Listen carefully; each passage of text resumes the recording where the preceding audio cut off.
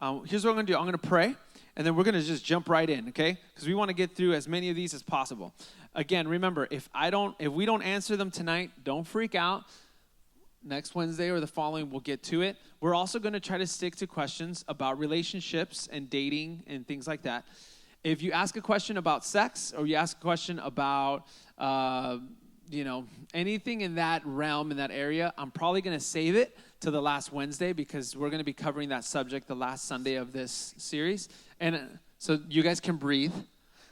Okay, I don't have to talk about the birds and the bees, but we will get there. So, I just want to let you know. I can't. All right. So why don't we start with this? Who are you? I'm Curtis. I work here. This is my wife, Renee. I'm Renee. Awesome. I'm Michael. Hi. I'm Catherine. And I'm Krista. Woohoo! All right. So these people love you. They're here for you, and they're going to do their best to answer your questions. I'm going to pray. Michael, he needs extra prayer. And we're going to get started. Let's pray. Jesus, thank you so much for this time. Thank you for this opportunity to answer these questions. I pray that you may give the words and the wisdom to these leaders who are up here, and as they answer as the panel that we believe that through prayer you've selected tonight. We love you in Jesus' name. Amen. All right. You guys ready? So you guys know the rules. I will ask a question, and whoever feels like, hey, I think I can get after that question, goes for it. All right? Be respectful of one another. Share the mic, please. All right. Here we go. Ready? How do you find yourself before getting into a relationship?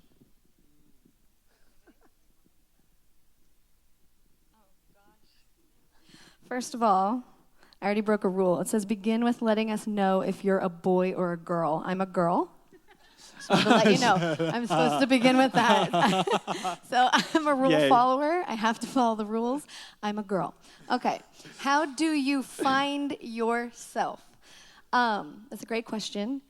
Part of the answer is I don't know, but my personal thought on it is, when you say find yourself, that kind of sounds like it's this like magical thing that happens. Like, you guys, I found myself. I'm right over here. I've been here the whole time, right? Like it's this event that happens. And I don't think that, and that hasn't been my personal experience. It's more a series of finding out about myself along the way. As from young to old, finding out about who I am, how I react to certain situations, and specifically in relationships, finding yourself before that. Oh, I got off track a little bit. I had a really good answer for this. Sorry, it's my first night. Thanks, guys. I don't think I got off track. Sorry, thank you, Michael. I started off good. Okay, finding yourself before relationship.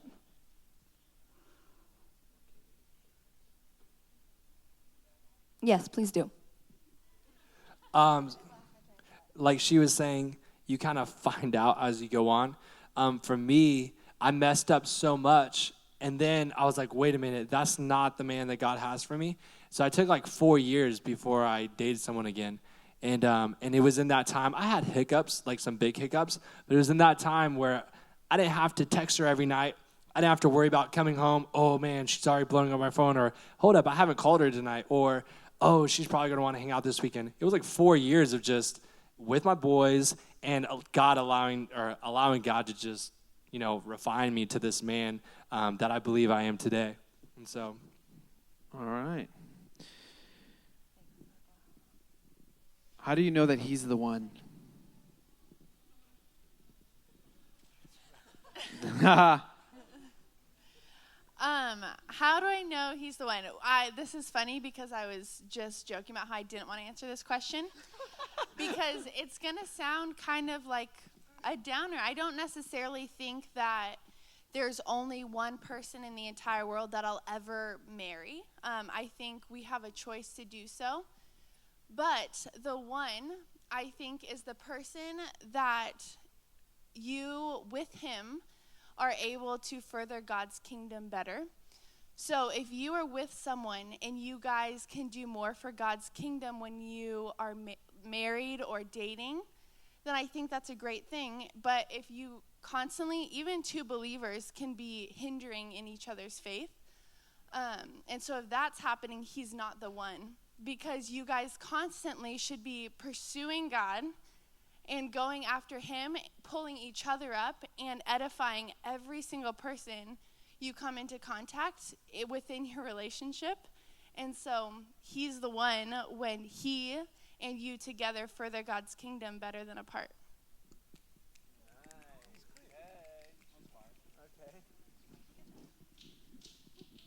Okay.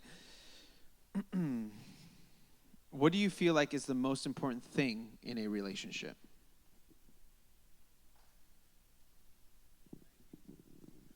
Married people. Trust. Trust and communication. Should I have more to say? Well, along with that, the word I was going to say, I was going to see if he was going to say the same one, but was honesty. And if I had to pick a second word, it was going to be transparency. But an honest person is a transparent person. And when it comes down to it in a relationship, there's no reason or room for any hidden thing. There's no reason for it. And sometimes in like a dating relationship, again, from a personal standpoint, I had a past boyfriend who never wanted me to, very past, who never wanted me to look at his phone, right? Red flag. Why? That's like, why is there something in the dark over there that's not brought into the light? And I think for any relationship, I know a past question, if it's okay, I bring it up. One of them was, what if I date someone behind my parents' back, but they're a Christian? I don't know if we breached that question, but my answer to that would be like, no. Why is there anything in the dark? There's no room for that in a relationship, because when everything is out in the open, that's, yes, you need to be able to trust that person. How are you going to trust them? Because there's nothing that you don't know about them, right? There's nothing that they're keeping from you. There's no secrets. There's no deception. There's nothing that is hidden between each other or from others.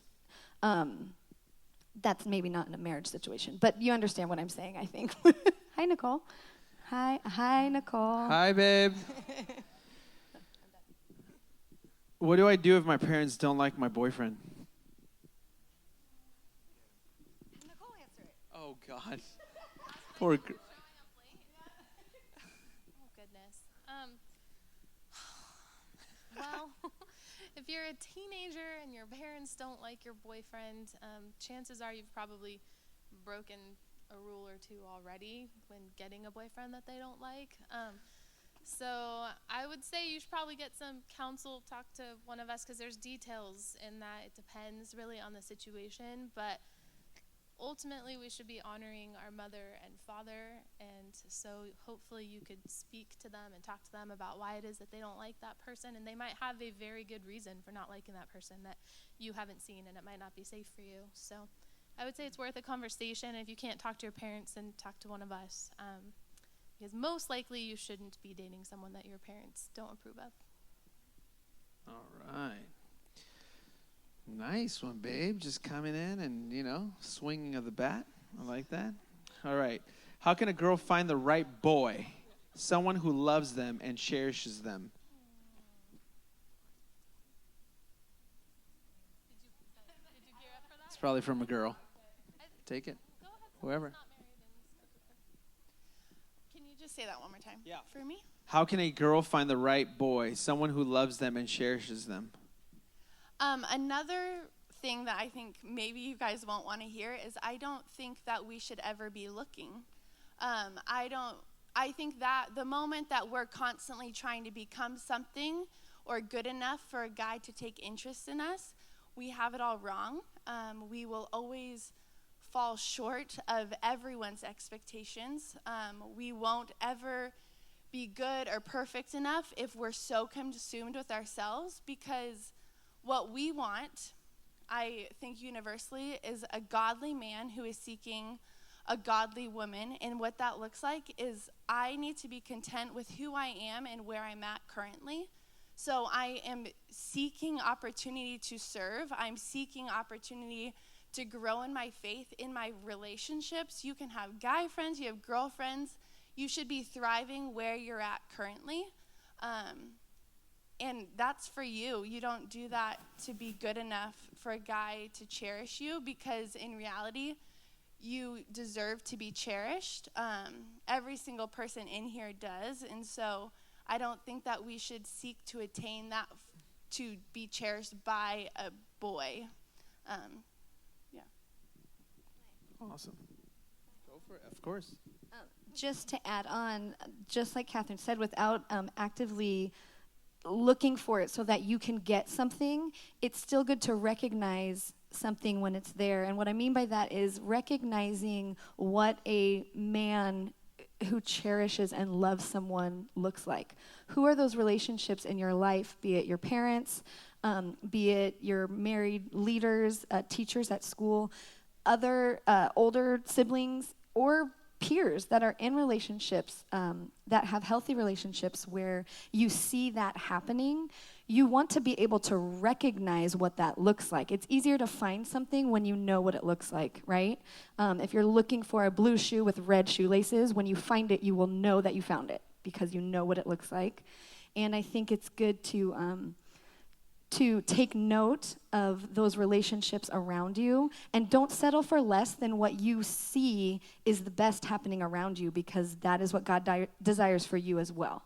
Yes? Yes. Yes. I like that. Will you repeat that question real quick? I want to hear the wording. Sorry. How can a girl find I know where you're going. This is perfect. How can a girl find the right boy, someone who loves them and cherishes them? I think I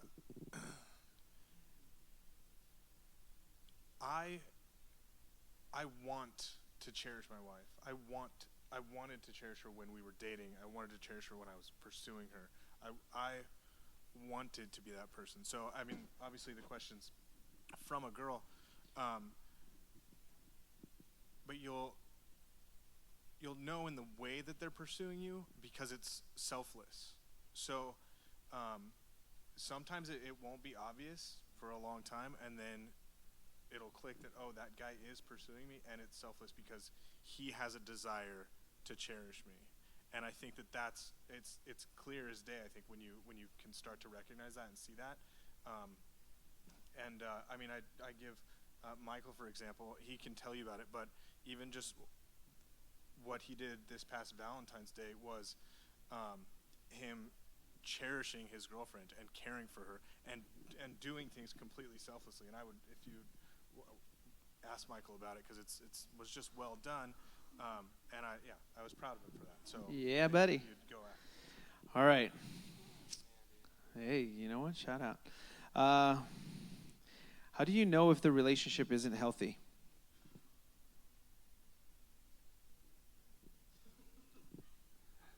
What's up, Brayden? Come on, bro. How do you know the relationship is unhealthy? For me, I was in a lot of unhealthy relationships, but I was still in ministry. I was still around godly people. And so, ask the question really quick again. How do you know if the relationship isn't healthy? All right, so all the stuff you're doing in that relationship, if you can't share it with everybody else, it's probably super unhealthy. And that's where I found myself. Like, the moment youth group was done and I was with her and we were off and about, yes. Yeah. Yes. And it's sad because you have to hide. And I lied to a lot of people. And when you find yourself lying, or my mother always says, Michael, when you have to create a story, there's probably something wrong with it. And I had to create a lot of stories just to justify my actions. And that's when I was like, and I knew, and some of you guys are in that, and you guys know when you want to do the right thing. My advice to you is just ask the Lord for strength. Ask the Lord for strength to get you out of it, because that's the only way you're going to be able to get out of it, because at that point, your flesh is so strong, and I need God to come rescue me. And that's what he did. So. Amen to that. That was awesome. Thanks, bro. Yes, my love. You can say whatever you want. Oh. So I agree with everything that Michael just said. I think that was a brilliant answer. But just to piggyback on it, if maybe you're really new in your faith or you aren't a Christian and you're brand new here just trying to figure out what we're all about and you don't know if what's going on in your relationship is okay or not okay, I would say that a lot of our advice from the beginning with relationships is make sure that there's people around you. You got to go find those people, like, before you start a relationship, preferably. But we're all here now, and there's lots of leaders in the back that are willing to talk to you. But we always encourage when you're going to be in any kind of a dating relationship to be in what we call community, which is what you guys are doing here. You're here with peers and leaders who love you and people that you can trust. And if you're not sure, just ask. We'll tell you. Awesome. Hey, Nicole, answer this question. Should Tell you me what to continue? do. Ready? Should you continue a relationship if the person continually keeps on cheating on you? What? No. No. No, no. Come on, babe. no, Get him. no. Get him, babe. Get him. No. And if you have a hard time saying no, then get some backup, like I was just talking about. Get with some girls or guys, whatever the situation is, and get some people that, you know, are going to give you the strength to say, no, no, no, you shouldn't be treated that way, ever. Yeah, you guys, we talked about emotions, and we talked about the spiritual and the psychological and the physical on Sunday, and how these clocks get turned over. Probably for you, because this was from a girl, it says I'm a girl. Probably for you, that dial, that emotional dial, you've turned that pretty heavy. And so what's happened is now, before you know it, remember what I said? Feelings that can get intimate can make you and lead you to make some irrational decisions. Before you know it, your heart has completely taken over the situation, and now you're not even thinking anymore. You're not using your mind. You're just kind of going with what you're feeling and your emotions, and you don't want the heartache. You don't want the pain. And so you start putting up with all kinds of things. And even that dial of the psychological, the thinking gets all wacky and all twisted because the emotion is all jacked up over here, that you start convincing yourself, maybe I deserve this. Maybe this is all I get. Maybe this is all God wants from me. And from a man to a young girl, I'm telling you, never accept that. That is not okay. That is not okay. You know how I know? Because when I read in the scriptures, one of the ways that Jesus describes, our relationship with him is through marriage, is through a commitment, is through being one, is through a vow, is to not cheating on one another, not turning our back on him, and so he calls that to us and wants that for us, man. We can't be walking around like that. So ladies, if that's happening to you, like Nicole said, you need to get some people involved to help you, maybe pick you up and pick up your heart and your thinking in the midst of that, because maybe you don't have the strength to do it, and that's okay. You got to admit that, but you got to get some people helping you out with that. Cool? All right, this is from a guy. How can you earn a girl's trust back? He's in the doghouse. Somebody answer that. Go. We're running out of time. Oh, man. How do you earn a girl's trust back? I would say the first thing to do is to not lose it. I mean, that's the honest truth is if you've done something to lose a girl's trust, you're already, in the negative. Man, to win a girl's trust back, apologize. For really though, really, to me, something that's really important is a guy who is teachable, as in a guy who can admit when he's wrong.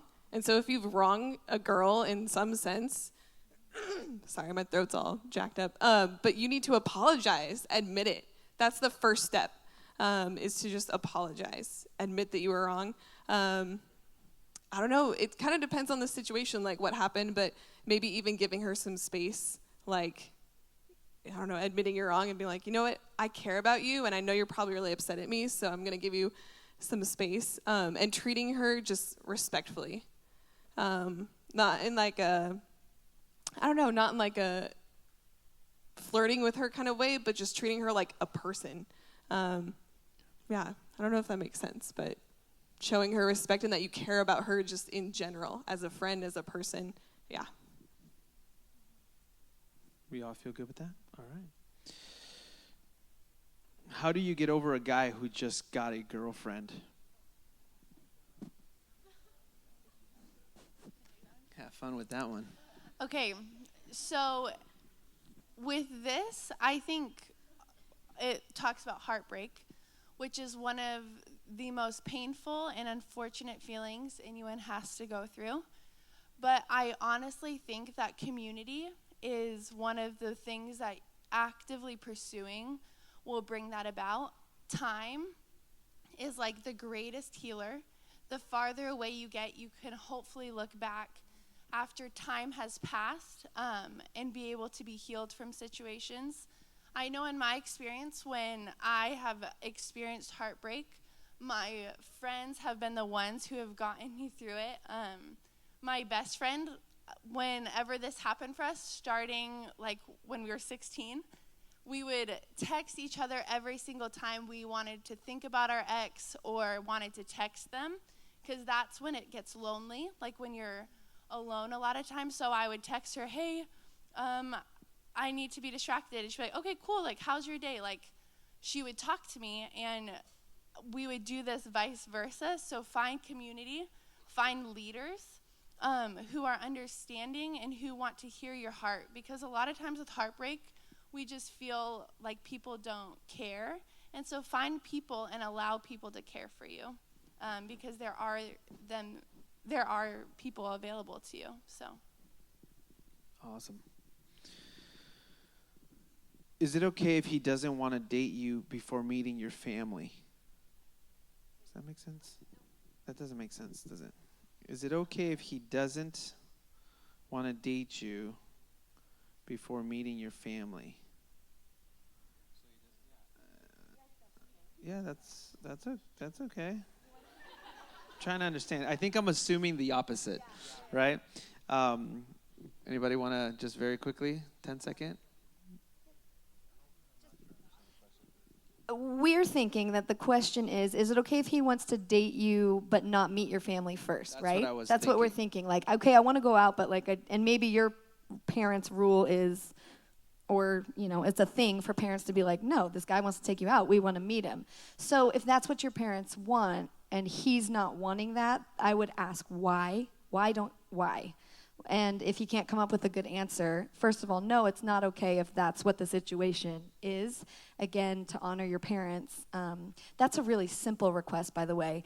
Girls and guys, you want a girlfriend or a guy friend that can hang with your family. You want them to be able to come over, to watch movies, to go out to dinner, whatever it is Not that your after family 11. does. What's that? Not after 11, though. Not Alone- after alone. 11. But you want, if they want to be a part of your life, your family is very much a part of your life. So if you've got somebody that's kind of wanting to keep your family at arm's length, that's not necessarily a great thing. Now, if he's saying, if the question is the way it reads, is it okay if he doesn't want to date you before? I would say yes, that's okay. You're in a place as young people where you're going to need as much accountability as possible. Okay, so you want to be able to, have your parents speak into that. If that's, if you have that type of relationship with your parents. So I think that's a great thing. I think that's only more accountability in your life. How do you be friends with a guy who wants to pursue a relationship? So this is coming up a lot, actually.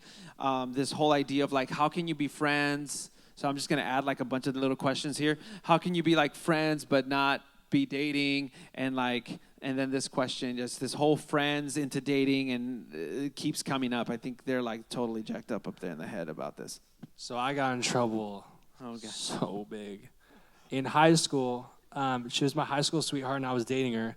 But I had this one friend that was a girl. And we were cool. We were in ASB together. She was a cheerleader. And, like, we both knew we would never do anything. Like, we're just friends. But whenever something would go wrong with my high school sweetheart, I would go to this girl's house. It's horrible. I know. No. Some of you guys do this, so don't even look at me weird. And then I had a conversation with my parents, and they laid it flat. Mike, when something goes down in your marriage, are you going to go to some other girl? No. So they're like, you should not be doing that now.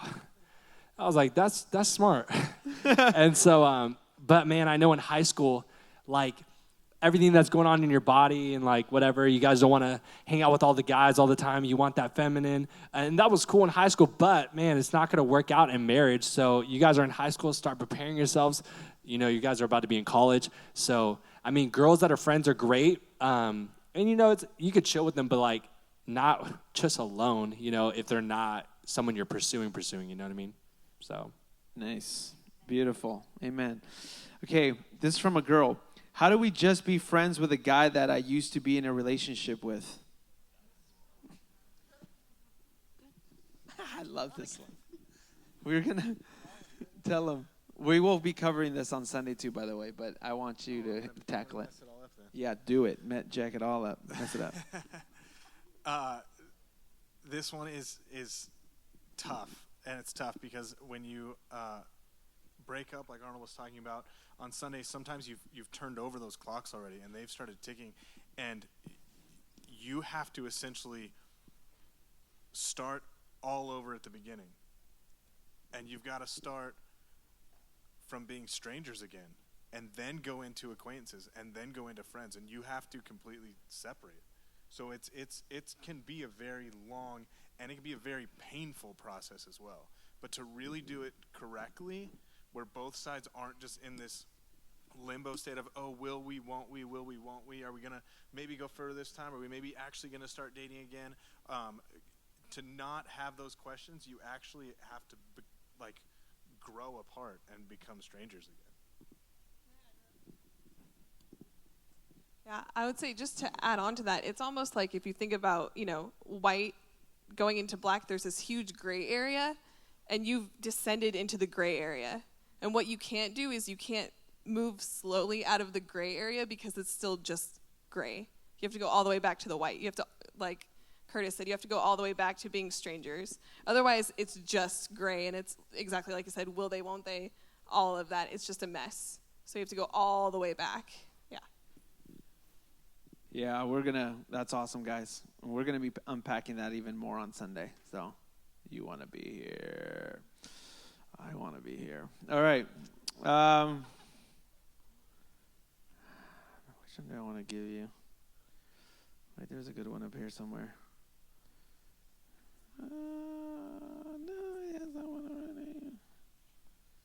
What do you do if your friend's getting cheated on and stays with the guy and doesn't listen to you?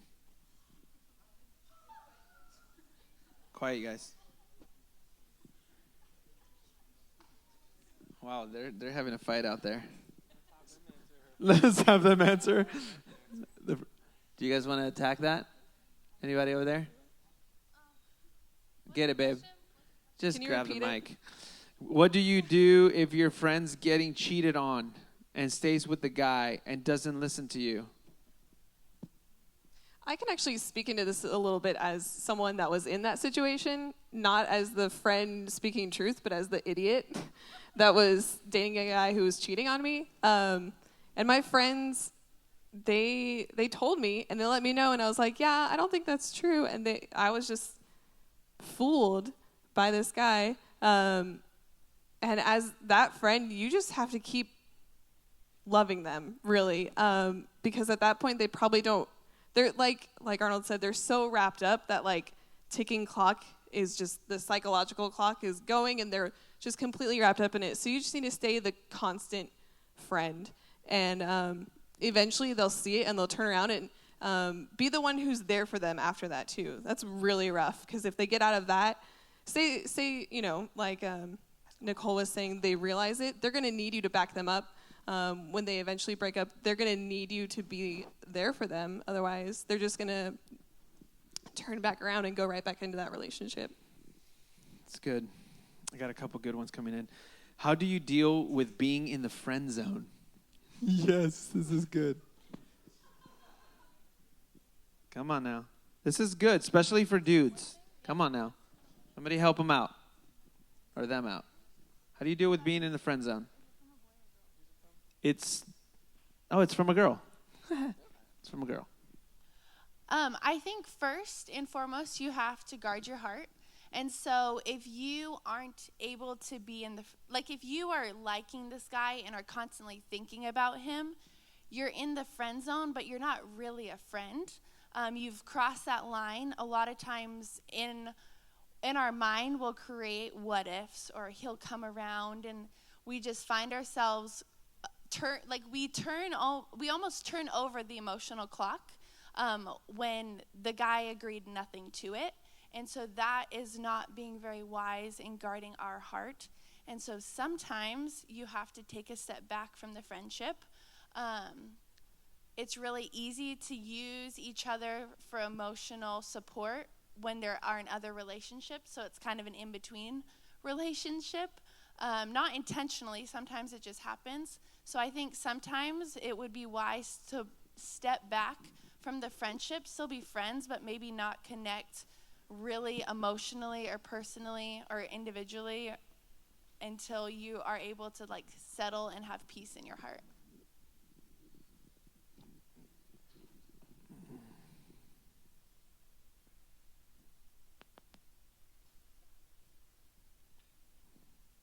What? Sorry, that's a weird question. Okay, this is a good question. So somebody grab this one.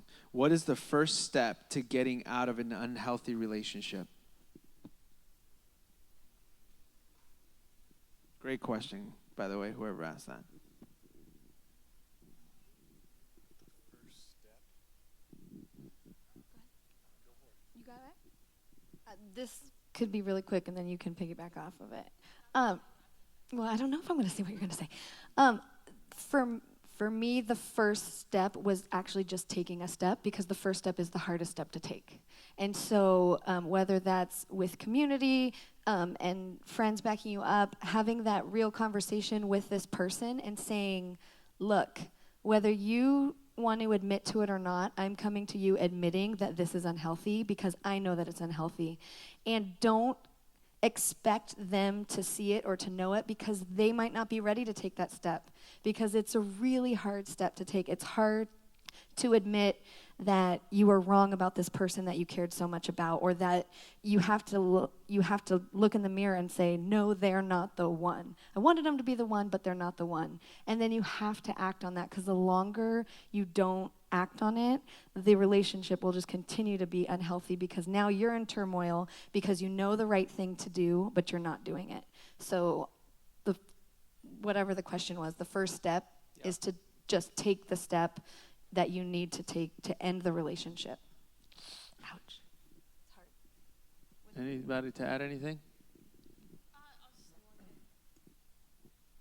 Yes, I was going to say that. The only thing I would add is it's probably best to tell somebody else besides the person that you're going to end the relationship with. They might be a really understanding person. It might be very safe for you to have that conversation independently, but it might not be either, depending on what the unhealth is in the relationship. So I would say start probably by telling a safe person, a mom, a dad, a leader, somebody, so that they can tell you whether or not they think it's safe that you continue to have that conversation. Unsupervised, it might need to be a supervised situation.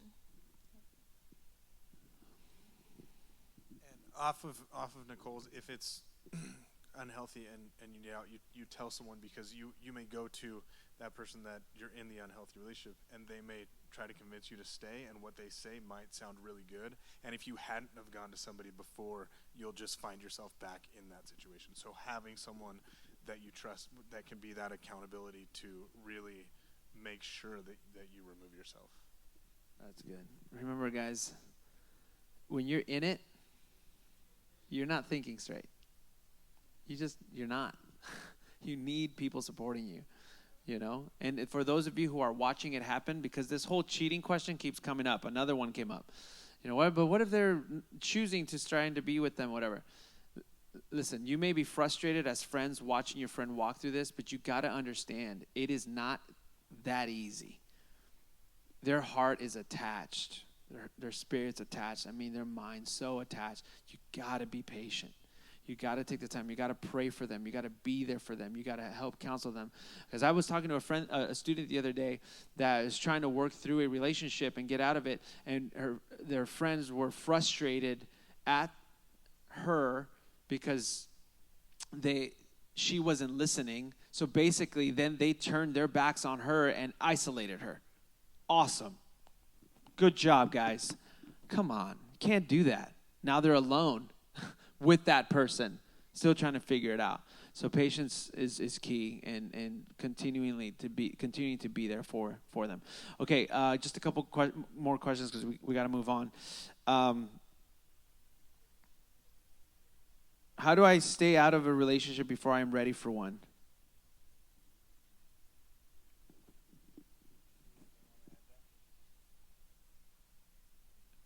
Babe, you want to answer that one since you did that to me? I will say what I want to say after that. Come on, baby, get it. Oh, this is good. I'll share the story on Sunday. You don't want to miss it. Wow. How do you stay out of a relationship before you're ready for one? Yeah. Remember how you kicked me to the curb that one time? Well, you weren't ready, and I told you. That's you weren't right. ready. That's what I'm saying. So, but if it was the person trying to understand whether or not they themselves were ready, I would just go back to the whole idea of community. Like, God really created us to live in community for a reason, and it's because we need each other. We can't always do that assessment. We need each other to help assess our strengths and our weaknesses and where we are. And so if you're concerned about whether or not you're ready, then you need to be talking about that with your leaders and, cultivating relationships so that when you come to a place where there's someone that you really like and you're really asking the question, like specifically, should I be dating this person right now, that you have somebody that you trust. And when they say to you, no, you're not ready, your whole world doesn't come crashing down on your head. And then one more truth that just kind of kept coming in my head. All these questions are so angsty. And I just wanted to encourage you guys, God wants to give you the very, very best. Like, that's his heart, is to bless you and to have you have a happy, full life. And so you can't walk around wondering, am I going to miss the one? I'm looking so hard. Am I going to miss it? Or that guy broke up with me, or that girl broke up with me, and what if that was the one and I'm never going to get it back? It's not going to happen. So unless you're walking around in, a sin blindfold, making bad decisions, that's not going to happen. God wants the best for you. He has, if he has marriage for you, then he has somebody for you. And just because, somebody broke up with you, or, you haven't found the right person, like, you can't walk around like in fear that you're never going to find that. He has that for you. So if somebody walked away, or God's given you clarity that that's not the right person, then walk in faith and get community around you if you need it. Hey, okay. Okay. This one keeps coming in, so we'll just have fun with it. What is considered an okay age difference? Yeah.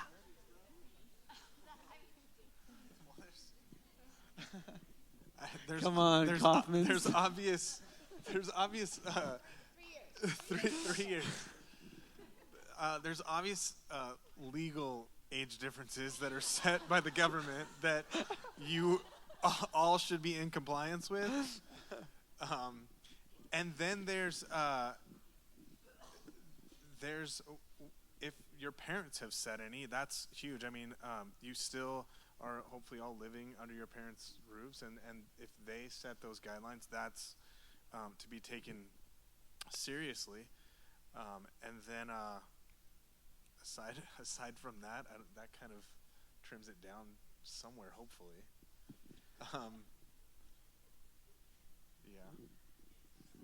Yeah. If the people around you aren't worried about it because your relationship is in the green, it's healthy, there's nothing weird about it, other than just, age is a number. The older you get, the less it matters, is really what ends up happening. It's super weird for a 15-year-old to date a 30-year-old. Like, that's weird, and no, that should not be happening. Don't do that. But there are... That's the legal thing. Yeah, that's the legal thing. But again, if you're, as Nicole keeps saying, go back to your community, and if there doesn't seem to be a problem with it because your relationship is healthy. I know a lot of people that have 7-year age differences. We're a 3-year age difference. I know someone with a 12-year age difference. But in those situations, when you look at their relationship, it doesn't matter because were God brought them together, and that was who God had for them. So. They also didn't start dating when one of them was 12 either. Right. So. Yeah, guys, once in your world, okay, I would say stay to the 2-year mark, okay, in your world.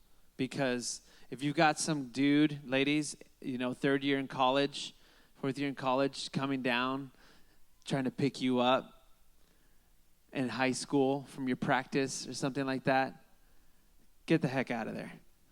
Do not pay attention to that. Trust me. Start praying, because trust me, we're guys and we're just telling you, run from that.